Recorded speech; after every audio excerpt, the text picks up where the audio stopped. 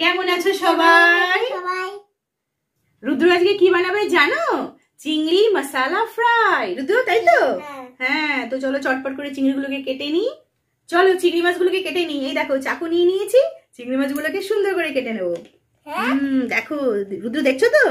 এই দেখো মাথাটাকে বাদ দিয়ে দিলাম। মশলা চিংড়ির জন্য রুদ্র কি কি মশলা নিয়ে নিয়েছো রুদ্র বলে দাও তাড়াতাড়ি করে।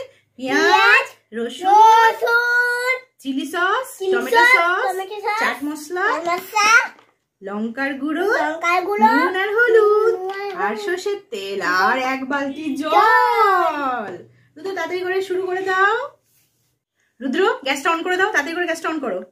হ্যাঁ, এবার ফ্রাই প্যানটা বসিয়ে দাও, শিগগিরই দাও, ফ্রাই প্যানটা বসিয়ে দাও। এই ব্যাস, তেলটা দিয়ে দাও রুদ্র, তেলটা দিয়ে দাও, সর্ষের তেল তাড়াতাড়ি করে দিয়ে দাও। ব্যাস হয়ে গেল।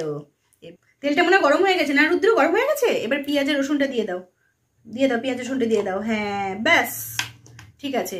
এবারে চিংড়ি মাছগুলোকে দিয়ে দাও, দিয়ে দাও রুদ্র, চিংড়ি মাছগুলোকে দিয়ে দাও, চিংড়ি মাছগুলোকে দিয়ে দাও। ব্যাস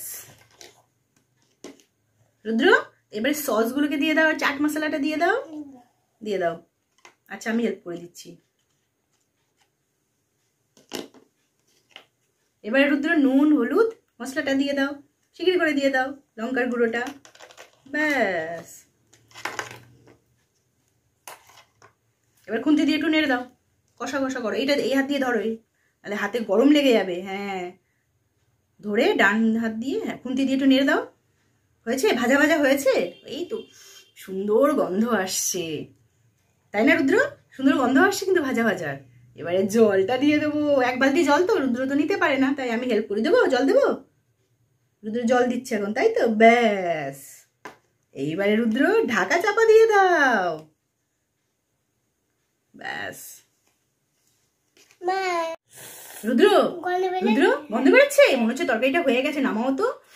আহ কি সুন্দর গন্ধ। কি করে আমি নামিয়ে দেবো? গরম তো সসপ্যানটা, এই বড় গামলিটাতেই নামিয়ে দিই। হ্যাঁ ও যা হয়েছে না, কি সুন্দর। দেখো রেডি আমাদের চিংড়ি মশলা ফ্রাই।